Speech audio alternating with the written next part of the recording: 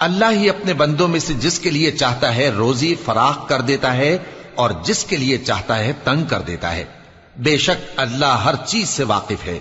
اور اگر تم ان سے پوچھو کہ آسمان سے پانی کس نے برسایا، پھر اس سے زمین کو اس کے مرنے کے بعد کس نے زندہ کیا، تو کہہ دیں گے کہ اللہ نے۔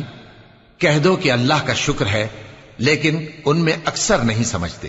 اور یہ دنیا کی زندگی تو صرف کھیل اور تماشا ہے، اور ہمیشہ کی زندگی کا مقام تو آخرت کا گھر ہے۔ کاش یہ لوگ سمجھتے۔ پھر جب یہ کشتی میں سوار ہوتے ہیں تو اللہ کو پکارتے، خالص کرتے ہوئے اسی کے لیے اطاعت کو، لیکن جب وہ ان کو نجات دے کر خشکی پر پہنچا دیتا ہے تو جھٹ شرک کرنے لگ جاتے ہیں، تاکہ جو ہم نے ان کو بخشا ہے اس کی ناشکری کریں اور فائدہ اٹھائیں۔ سو خیر ان قریب ان کو معلوم ہو جائے گا۔ کیا انہوں نے نہیں دیکھا کہ ہم نے حرم کو مقام امن بنایا ہے